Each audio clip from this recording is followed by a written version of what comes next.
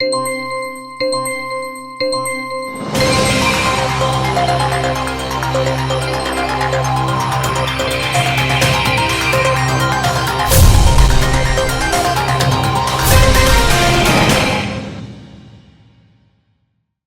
दर्शकों, बात आज के चैनल में आपका स्वागत है। मैं हूं पारुल शर्मा और पेश है आज की सच्ची बात पक्की बात।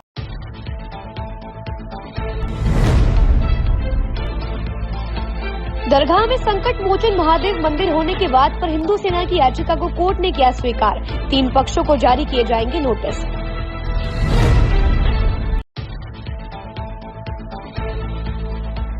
चोरों के हौसले लगातार होती जा रही हैं बुलंद। दिन दहाड़े हुई 2 चेन स्नैचिंग की वारदात।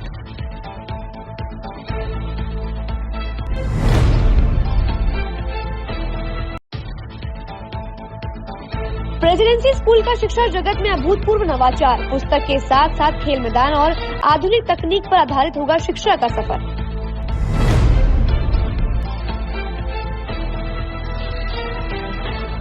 एमडीएस यूनिवर्सिटी के कुलपति पद का भार सौंपा गया प्रोफेसर कैलाश सोढ़ानी को। अग्रिम आदेश तक प्रोफेसर सोढ़ानी संभालेंगे कार्यभार।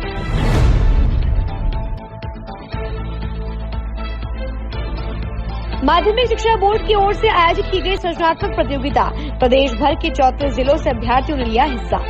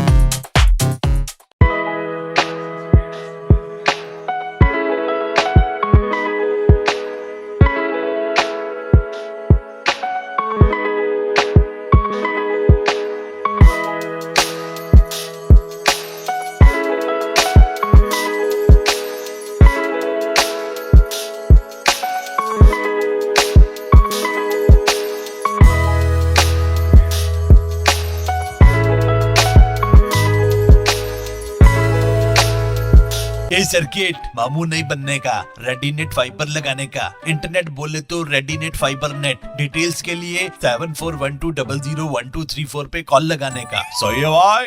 इंटरनेट बोले तो रेडीनेट फाइबर। अब शुरू करते हैं बातों का बेहतरीन सफर। दरगाह में संकट मोचन महादेव मंदिर होने का दावा करने वाले हिंदू सेना के वाद पर न्यायालय में आज सुनवाई की गई। जानकारी देते हुए बता दें कि हिंदू सेना की ओर से दरगाह में संकट मोचन हनुमान मंदिर होने को लेकर वाद दर्ज किया गया था, जिस पर जांच को लेकर हिंदू सेना ने वाद दायर करवाया था। उक्त मामले में कोर्ट ने फैसला सुनाते हुए हिंदू पक्ष की याचिका को स्वीकार कर लिया है। साथ ही 3 पक्षों को नोटिस जारी करने की बात कही गई है, जिसमें पुरातत्व विभाग, दरगाह कमेटी व मुस्लिम मोर्चा शामिल है। जो विभाग है एएसआई उसको नोटिस जारी हो, और तीसरा जो अजमेर दरगाह कमेटी है उनको नोटिस गया। आज कोर्ट में जो बात क्या रहा है, कोर्ट में पूरा आज कोर्ट में यही रहा है कि हमारी बातें गंभीरता से माननीय जज साहब ने सुनी है, और हमारी बातें सुन के जो याचिका हमने डाली थी अजमेर दरगाह वाले मैटर में, वो हमारी याचिका स्वीकार की है और सभी पक्षों को नोटिस जारी किए, और नोटिस जारी करके जो प्रतिवादी हैं वो अपना जवाब देंगे। अगली तारीख ऑर्डर आने तक, अभी ऑर्डर आप सब लोगों को भेज दिया जाएगा, पता चल जाएगा अगली तारीख इसमें क्या है। जी मैं पूछना चाह रहा हूँ, कोर्ट ने आपसे पूछे होंगे तो किस तरीके के तथ्य आपने पेश किया? आपने ज्ञान वापी का भी नाम लिया है, आपने रामलला मंदिर का भी नाम लिया है, किस तरीके का आधार क्या रखा? ऐसे कोर्ट ने हमसे बहुत सारे सवाल जवाब किए। हमने उसमें अपनी पिटीशन में कहा था कि हमने 2 साल तक लंबा हमने रिसर्च किया। वो सारा रिसर्च के दौरान हमने क्या क्या किया, कौन सी पुस्तक है उनका हवाला दिया। उसमें एक पुस्तक थी हरबला शारदा सर की, जो कि यहाँ के नाम है, जाना पहचाना नाम है। और उन्होंने 1910 में बुक लिखी। वो यहाँ के म्युनिसिपालिटी चीफ कमिश्नर भी थे और बाद में सेशन जज भी बने राजस्थान में। उन सारे तथ्यों को हमने दिया और साथ ही साथ और भी बहुत सारे सवाल माननीय अदालत ने हमसे पूछे, उन सबका जवाब हमने दिया। सुबह सुनवाई हुई थी, शाम को 4 बजे ऑर्डर के लिए रखा। बाद में ऑर्डर उन्होंने हमारे पक्ष में दिया है और साथ ही साथ सभी जो प्रतिवादी हैं, जो विपक्ष हैं, उन सबको नोटिस जारी किया है और जल्दी आपको तारीख, नेक्स्ट जो डेट है वो आपको। इसमें पक्षकार आपके अलावा और कौन कौन है? इसमें पक्षकार मैं ही हूँ। इसमें मेन पक्षकार एक महादेव है और मैं तो सेकंड पार्टी हूँ, मैं तो महादेव का भक्त हूँ। उनके बेस पे मैं केस लड़ रहा हूँ। अच्छा, किन किन को नोटिस जारी करने का? ऐसा अल्पसंख्यक मंत्रालय, आर्कोलॉजी सर्वे और दूसरा अजमेर की जो दरगाह कमेटी है, उनको नोटिस जारी हुआ। आगे क्या रहेगा अब इसके अंदर? देखिए, उर्स मेला भी आ रहा है और ऐसा उर्स मेला हम ये खुद मानते हैं कि हम लोग कानून के रास्ते चल रहे हैं। किसी प्रकार की दिक्कत परेशानी ना आए, ना तो पुलिस प्रशासन को ना सरकार को। उसको देखते हुए हमने माननीय अदालत से खुद ही रिक्वेस्ट की है कि हमें डेट 5 तारीख से थोड़ी सी आगे दे दी जाए, जिससे कि सफलतापूर्वक सब काम शांति से बीते। क्या आपको ये केस लड़ने के बाद, आपने जब ये वाद दायर किया है, कोई आपको भी आपत्ति आ रही है, रुकावट आ रही है या कोई धमकियां मिल रही हैं? ऐसा धमकियां तो हमें मिली है। हमने लिखित रूप से शिकायत भी दी थी अजमेर आने पर और मुझे दिल्ली में भी धमकियां मिल रही हैं और उस संबंध में थाना या अजमेर का थाना किशनगंज, उसमें शिकायत भी दर्ज हुई है, FIR भी हुई होगी। मैंने बात की थी उनसे, अब देखते हैं पुलिस क्या कार्रवाई करती है। आज भी आप 3 दिन से लगातार यहाँ हो, तो यहाँ पे 3 दिन से भी आपको कोई दिक्कत आ रही है? 3 दिन से दिक्कत परेशानी क्या है, अब पुलिस समझेगी कि हमें सुरक्षा देनी चाहिए, नहीं देनी चाहिए। उनको समझ में आएगी तो सुरक्षा देंगे, नहीं देना चाहे तो हाँ, हम पुलिस से सुरक्षा नहीं मांगते। हम सक्षम है, हमारे ऊपर महादेव का हाथ है और हम ये काम दिल्ली से आगे करना और आगे भी लड़ते रहेंगे। विष्णु गुप्ता जी, खाली यही अजमेर दरगाह ही नहीं, इससे पहले भी आपने और भी कई जगह मामले में आपका नाम है, आप वादी हैं, और कौन कौन से मामले? ऐसा है, मथुरा में जो ईदगाह का सर्वे का आदेश हुआ था वो मेरी पिटीशन पर हुआ था। ज्ञानवापी में भी एक पिटीशन मेरी है और हम लोग सुप्रीम कोर्ट, हाई कोर्ट में भी हमने कई धर्म के लिए, राष्ट्र के लिए PIL हमारी चलती रहती है। अब आगे क्या रहेगा? अब आगे रहेगा जो नोटिस है, नोटिस जाएंगे। नोटिस के बाद जो भी डेट मिलेगी उस डेट पर जो दूसरा पक्ष है वो भी आएगा, हमारे भी वकील आएंगे, जो भी आगे की कार्रवाई होगी हम वहाँ सर्वे की मांग रखेंगे। कहा जा सकता है कि जैसे आपने जो साक्ष्य पेश किए हैं, आपने जो तथ्य दिए हैं, कोर्ट ने उनको स्वीकार किया? कोर्ट ने स्वीकार किया है और लंबी बहस कल और आज 3-4 बार बहस लंबी हुई। माननीय जज साहब ने सारे तथ्य सोचे हैं, समझे हैं, कानून के अनुसार ही याचिका स्वीकार की है और नोटिस जारी किया है। ऐसा मुख्य तथ्य कौन सा है, ऐसा कौन सा आधार है जिसके व्याप पे उन्होंने अगली डेट दी और नोटिस जारी करने? ऐसा हमने तो जो साक्ष्य दिए हैं वो सारे ही आधार हैं। अब माननीय जज साहब ने हमारे सारे आधार माने या कोई एक आधार माना है, लेकिन हमने जितने भी साक्ष्य दिए हैं वो कानून के अनुसार दिए हैं। सभी साक्ष्य मान्य हैं और उन्होंने माने हैं, यानी कानून सम्मत है तो माने हैं, तो इसीलिए याचिका स्वीकार की है और माननीय जज साहब ने जो सभी पक्षों को नोटिस जारी किया है। और जल्दी मैं मानता हूँ नोटिस पे दूसरी पार्टी भी आएंगी, अपना पक्ष रखेंगी। हम भी चाहते हैं कि सभी पक्ष सुनने के बाद ही हमारा पक्ष भी सुने, उसके बाद ही सर्वे का आदेश दिया जाए। हर किसी को कानूनी प्रक्रिया का पालन करने का अधिकार है। आपने जो वाद दायर किया उनमें 3-4 मांगे जो आपने मुख्य रखी, कौन कौन सी? हमने मुख्य मांग एक रखी है कि अजमेर जो दरगाह है वो संकट मोचन महादेव मंदिर, उसे घोषित किया जाए, नंबर 1। नंबर 2, अजमेर दरगाह का किसी प्रकार का रजिस्ट्रेशन सरकार में है तो उस रजिस्ट्रेशन को तत्काल रद्द करना चाहिए। नंबर 3, ASI के माध्यम से इसका सर्वे होना चाहिए। नंबर 4, हमें वहाँ पूजा पाठ करने का अधिकार मिलना चाहिए। जैसे और भी विवाद मामले हुए उनमें 1991 का जो तथ्य है ऐसा वो ये बात उठी थी, माननीय जज साहब ने भी ये बात पूछी है तो हमने उस बात में भी साफ किया। हमारे वकीलों ने भी बोला है 1991 वर्शिप एक्ट जो है वो यहाँ लागू नहीं होता। हमने बताया ज्ञानवापी में भी दूसरे पक्षों ने इस बात को उठाया, वहाँ की जिला अदालत ने वहाँ सर्वे का आदेश दिया और सर्वे हुआ। वो हाई कोर्ट गए, सुप्रीम कोर्ट गए, कहीं से भी रिलीफ नहीं मिला, क्योंकि वर्शिप एक्ट में जो 4 और 3 है, 3 नंबर पैरे में ये वार्ड जा रहा है, तो हम उससे बाहर हैं और एकदम कानून सम्मत काम। ज्ञानवापी में भी कानून सम्मत हुआ, मथुरा वाले भी कानून सम्मत हुआ है, यहाँ पे भी कानून के अनुसार ही काम होगा और हमने शांति प्रक्रिया बनी रहे। आपने बोला उर्स का मेला है तो हम भी चाहते ठीक है उसके बाद संबंध जो भी है, जो वादी पक्ष है उसके बाद डेट मिल जाए, कोई बात नहीं। हमें न्याय इतने 800 सालों का मामला है, हमें 10-15 दिन और रुकने में कोई आपत्ति नहीं। अजमेर के वैशाली नगर से महिला के साथ दिन दहाड़े लूट की वारदात सामने आई है, जहां बाइक सवार दो बदमाश झपट्टा मारकर महिला के सोने की चेन तोड़कर फरार हो गए।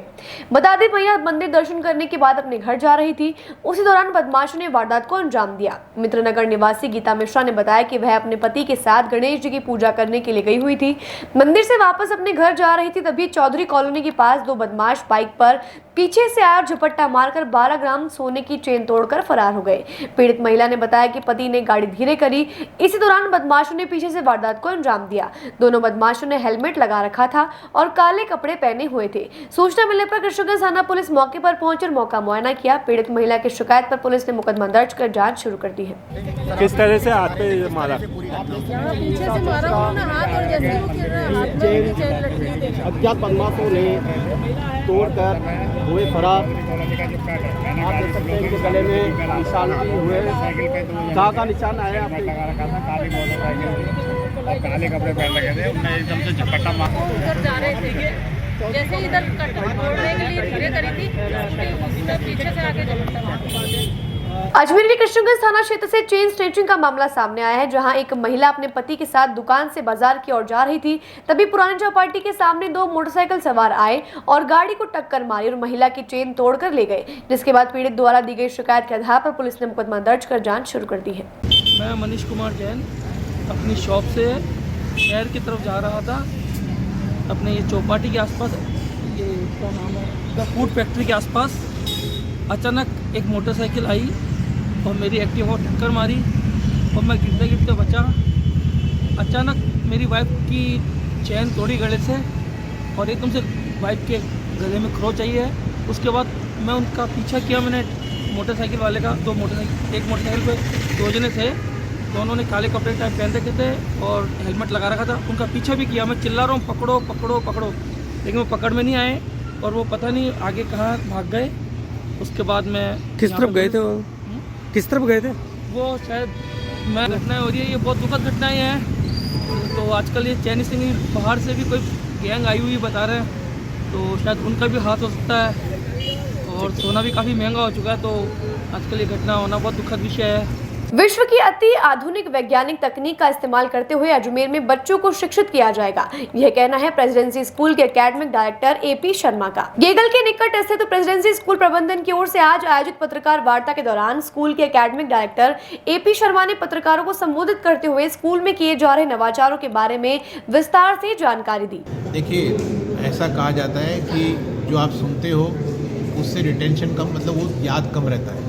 जो आप देखते हो उससे भी याद थोड़ा ज़्यादा रहता है पर कम रहता है। जो आप खुद करते हो वो हमेशा याद रहता है। तो जितना भी हमारा एजुकेशन सिस्टम है, मतलब नर्सरी से लेके ऊपर तक, हम सारी चीज़ों में बच्चे को इन्वॉल्व कर रहे हैं। सारा हर चीज़ एक्टिविटी से होगी तो बच्चा पढ़ाई को एंजॉय करेगा। रट्टा ख़त्म हो जाएगा, 2 दूनी 4 2 3 6 नहीं होगा।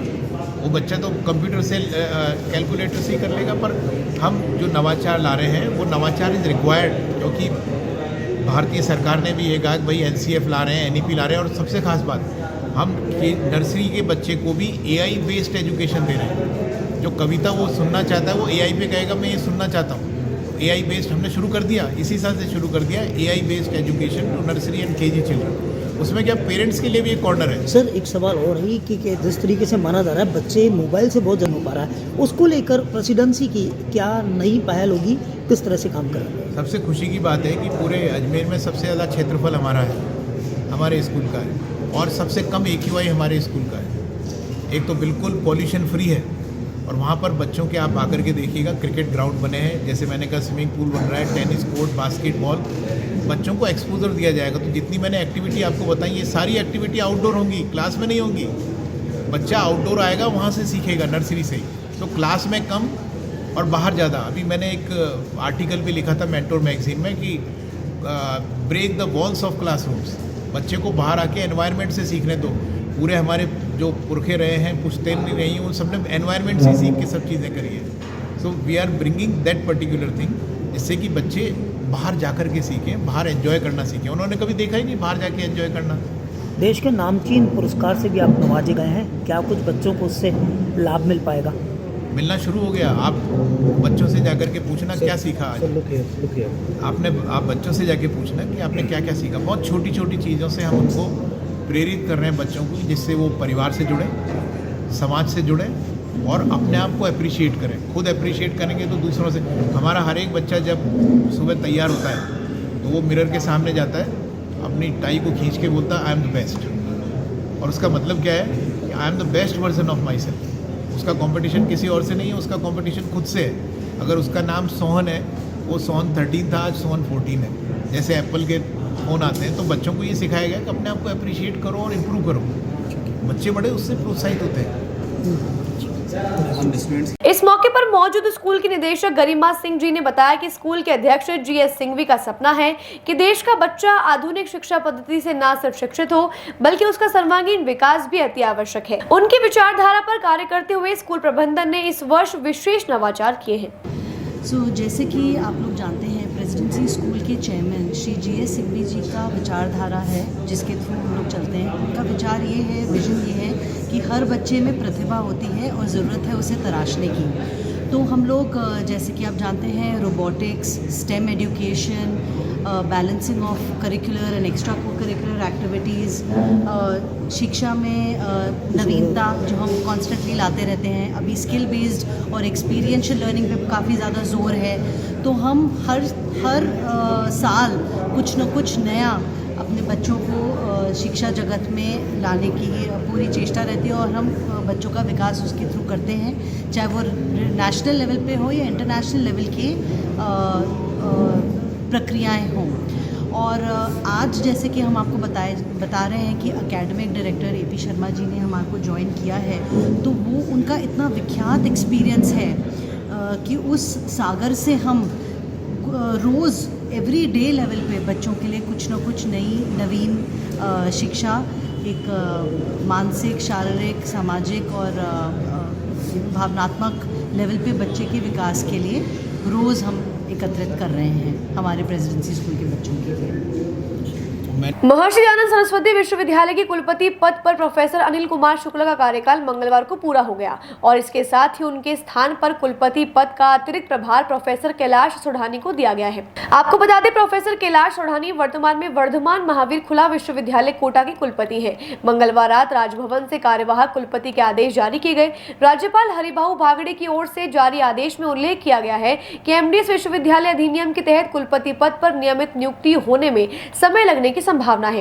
इसलिए राज्यपाल ने वर्धमान महावीर खुला विश्वविद्यालय कोटा के कुलपति प्रोफेसर कैलाश सोढ़ानी को अग्रिम आदेशों तक अथवा नियमित कुलपति की नियुक्ति होने तक काम चलाओ व्यवस्था के तहत कुलपति पद का अतिरिक्त प्रभार देने का निर्देश जारी किए हैं। सरस्वती विश्वविद्यालय अजमेर की पुनः जो मुझे जिम्मेदारी दी है, इसके लिए मैं राज्य सरकार और माननीय कुलाधिपति जी का आभार व्यक्त करता हूँ कि उन्होंने मेरे पे इतना विश्वास व्यक्त किया है।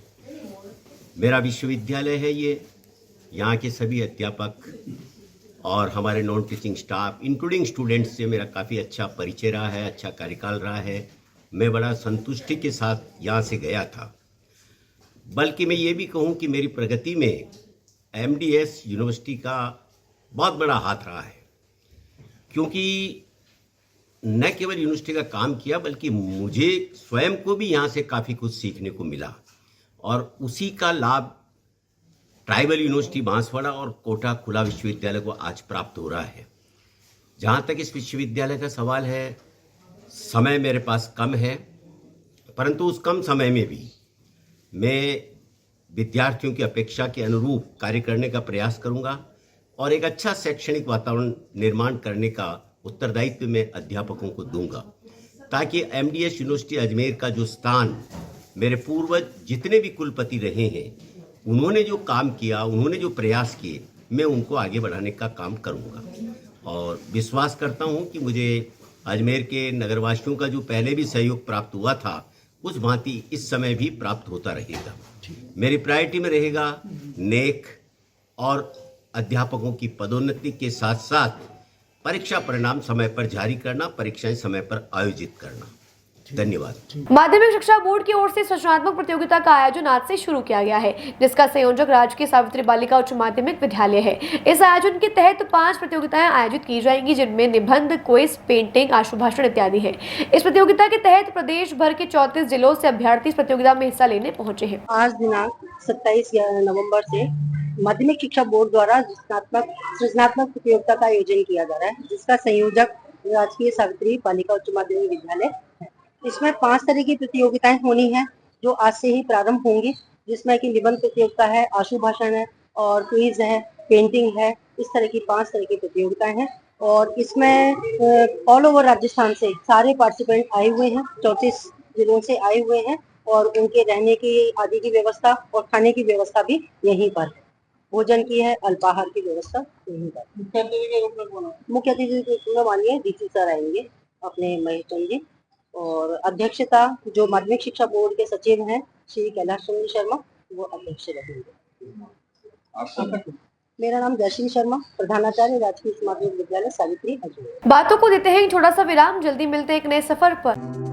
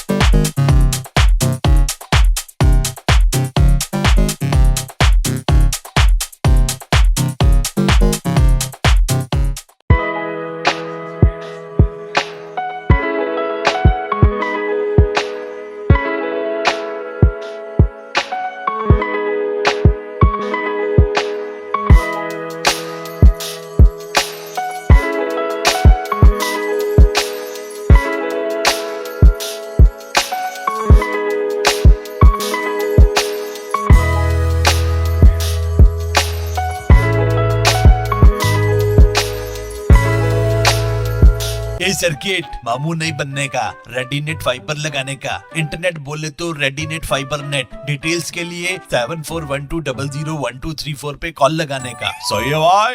इंटरनेट बोले तो रेडीनेट फाइबर। एक बार फिर आपका स्वागत है। आइए चलते एक नए सफर पर। वार्ड 26 में अमृत परियोजना के तहत चल रहे सीवरेज कार्य को लेकर क्षेत्रवासियों में काफी रोष देखने को मिला। वार्ड पार्षद ने जानकारी देकर बताया कि पिछले 1.5 साल पर यहां पर सीवरेज का कार्य चल रहा है, परंतु बिल्कुल निम्न स्तर की सामग्री उपयोग करके यहां पर सड़क निर्माण कार्य व सीवरेज कार्य किया जा रहा है, जिसकी वजह से सड़क मात्र 2 दिन में उखड़ गई। इसको लेकर पूर्व में जिला कलेक्टर व नगर निगम आयुक्त को ज्ञापन सौंपा गया था, परंतु प्रशासन ने इस ओर कोई ध्यान नहीं दिया। उनकी मांग है कि प्रशासन त्वरित कार्यवाही करते हुए इस ओर ध्यान दे और गुणवत्ता की जांच करे।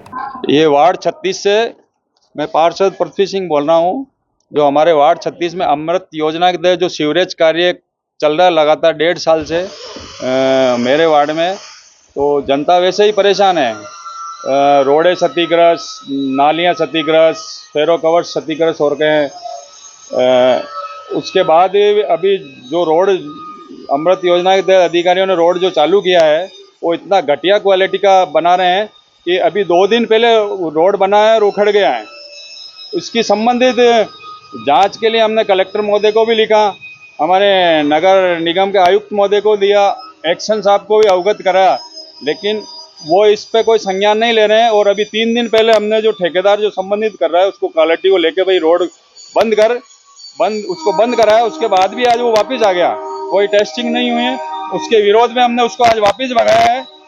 और वो कह रहे हैं जो संबंधित यहाँ उनके कंपनी से जो वो खड़े हैं अपने इंजीनियर, वो कह रहे हैं ये क्वालिटी उच्चतम क्वालिटी है। तो हमारा निवेदन है, जनता का निवेदन है, जनता जनार्दन का, कि प्रशासन इस बात का संज्ञान लें और इस रोड को और जो भी हमारे जनता को अवगत है, जो नालियाँ टूट रही है इस यूरेज से, फेरो कवर टूटने, दुर्घटना, और दुर्घटना में अभी हमारे विज्ञान नगर क्षेत्र में, अभी सेठी कॉलोनी में बता रहा हूँ, विज्ञान नगर क्षेत्र में ऐसी जगह है जहाँ नालियाँ टूटने से कुछ लोगों के पाँव तक टूट गए हैं। और मैं मेरी कहता हूँ, मेरी बच्ची के, मेरे घर के बाहर जो चैम्बर इतना है, मेरी बच्ची का नाखून उगड़ चुका है, तो उसका कौन धनी दोरी है। इसलिए मेरा प्रशासन से अपील है कि कृपया इस पे संज्ञान लें।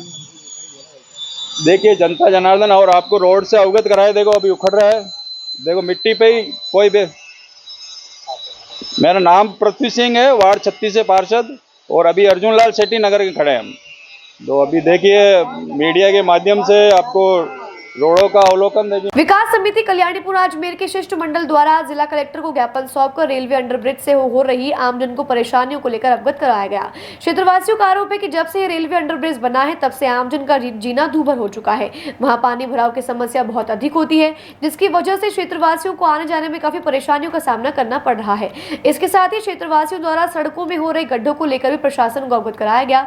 साथ ही क्षेत्र में स्ट्रीट लाइट न होने की वजह से भी असामाजिक तत्वों का जमावड़ा लगा रहता है। इससे क्षेत्रवासी परेशान है।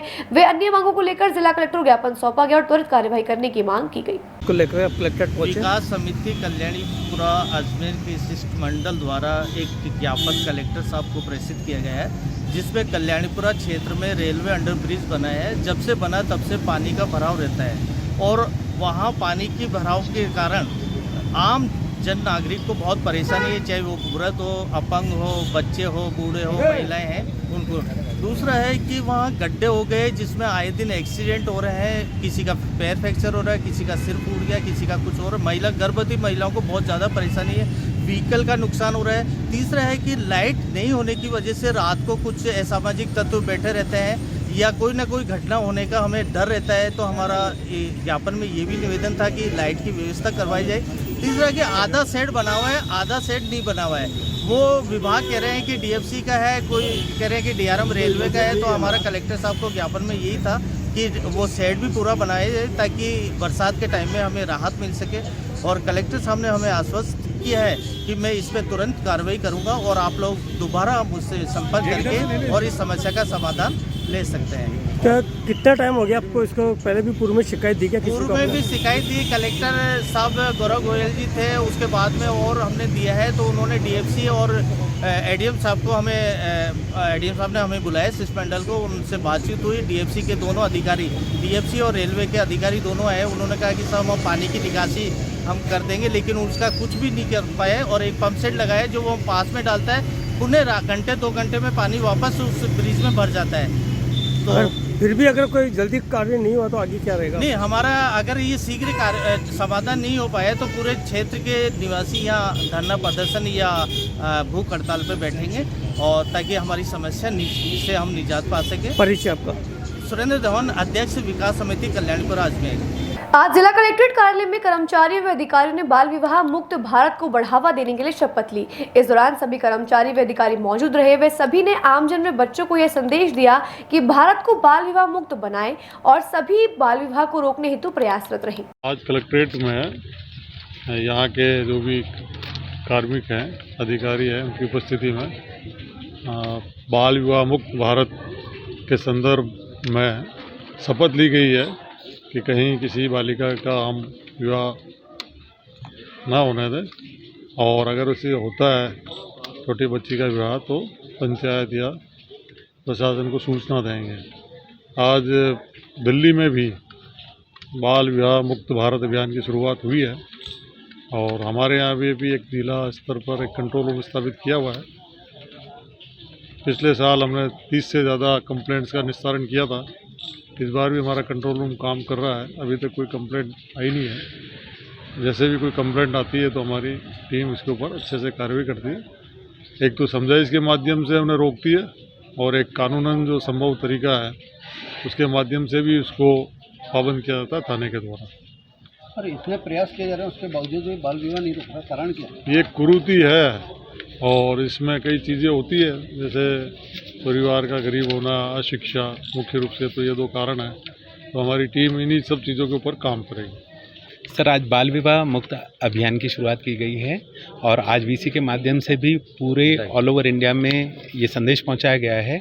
साथ ही एक शपथ का भी प्रावधान किया गया है, तभी सभी कलेक्ट्रेट्स में, जिला परिषद में, अन्य सभी कार्यालयों में, एनजीओज़ में बच्चों को ये शपथ दिलवाई जा रही है ताकि बाल विवाह मुक्त अभियान की शुरुआत हो सके और इसे सहज रूप से हम कार्य कर सकें। कितने रोकथाम सर, एक्चुअली हमने यहाँ जिला स्तर पर एडीएम सिटी और कलेक्टर साहब के माध्यम से कंट्रोल रूम बनाया हुआ है जिसमें विभिन्न तरह की कंप्लेंट्स प्राप्त होती हैं बाल विवाह के संदर्भ में। तो इन्हें एक जाही जो यूनिफॉर्मिटी है वो हमने हमारे एडीएम सिटी सर के माध्यम से और कलेक्टर साहब के माध्यम से की कि सभी विभागों द्वारा एक समन्वित प्रयास किया जाता है जिसमें बाल अधिकारिता विभाग, महिला अधिकारिता विभाग, ICDS, पुलिस प्रशासन व प्रभारी अधिकारी ASTU, इन सब के द्वारा समेकित प्रयास के द्वारा उनकी समझाइश व रोकथाम की जाती है व इन बच्चों को बाल विवाह मुक्त कराने का प्रयास किया जाता है। बातों को देते हैं एक छोटा सा विराम, जल्दी मिलते हैं एक नए सफर पर।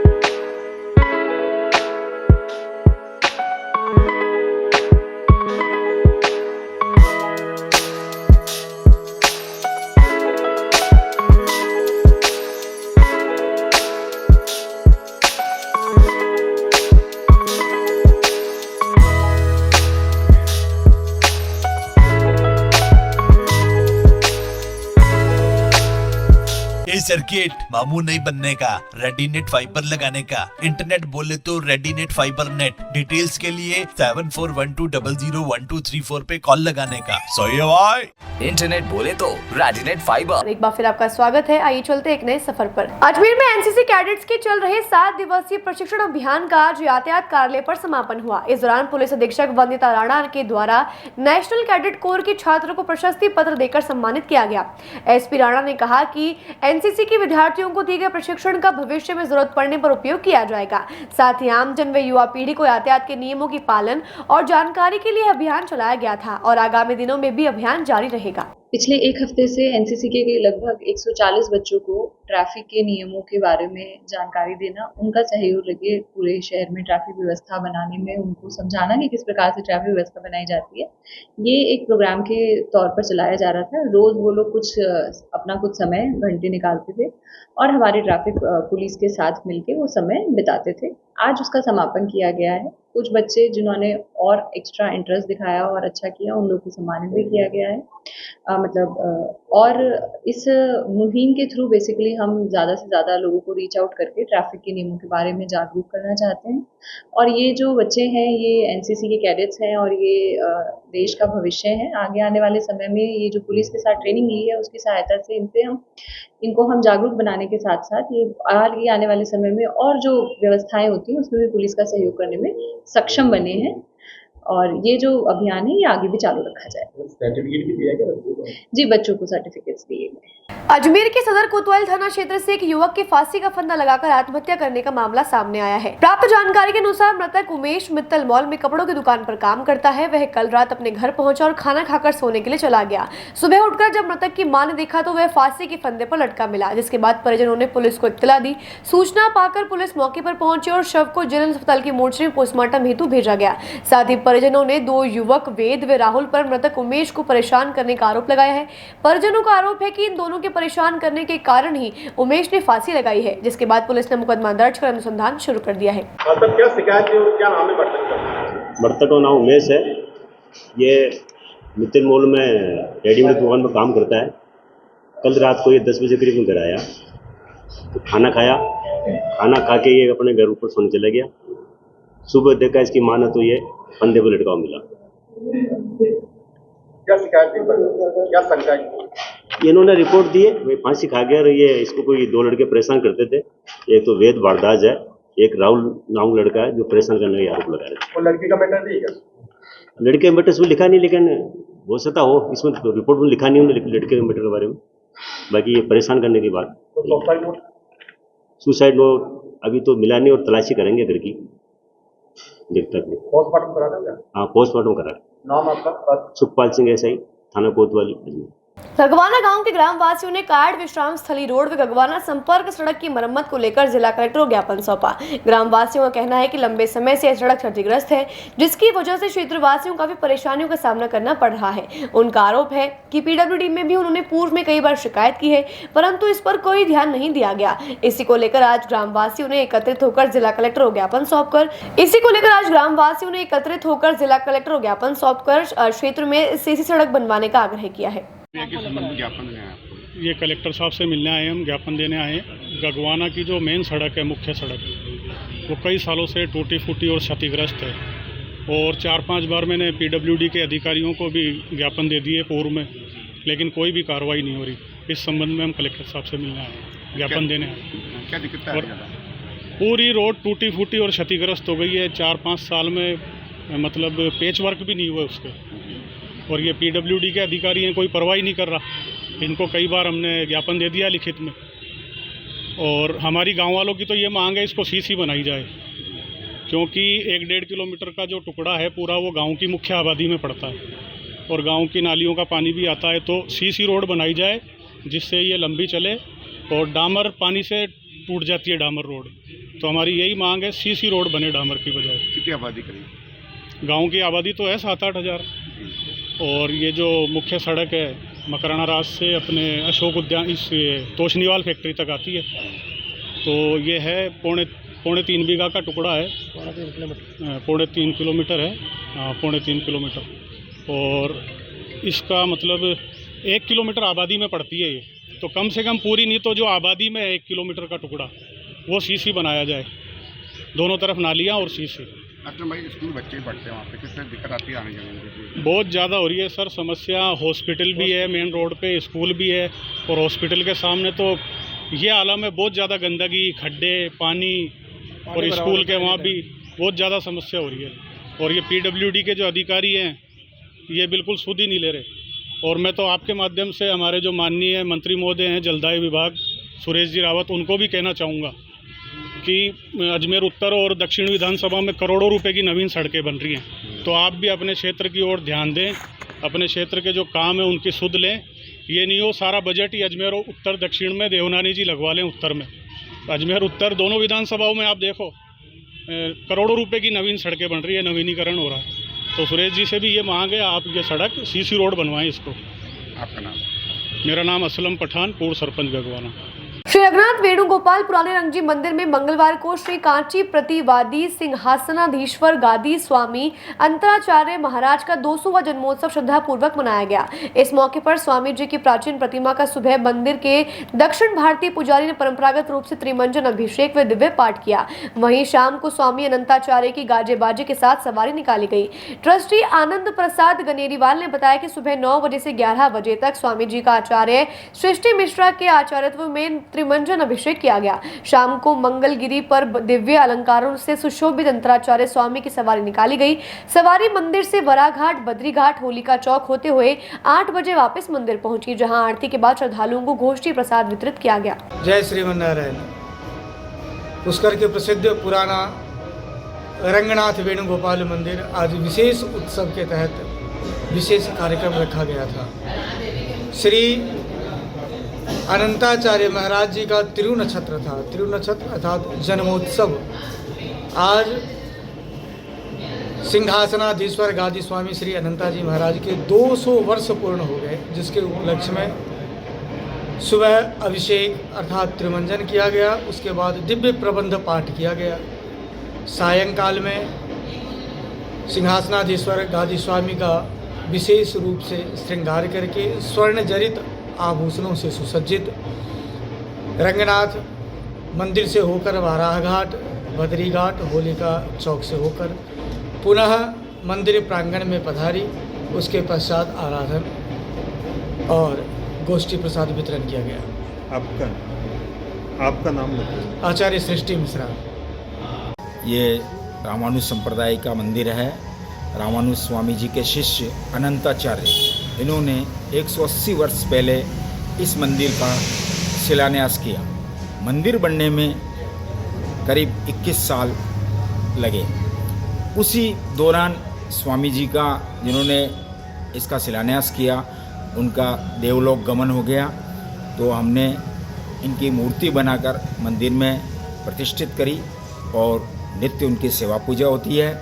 और आज उनका 200वां जन्मदिन था, तो हमने बड़े उत्साह से, क्योंकि हमारे मंदिर का निर्माण इन्हीं स्वामी जी की प्रेरणा से हुआ, इसलिए नगर भ्रमण के लिए इनकी सवारी निकाली गई बैंड बाजों के साथ।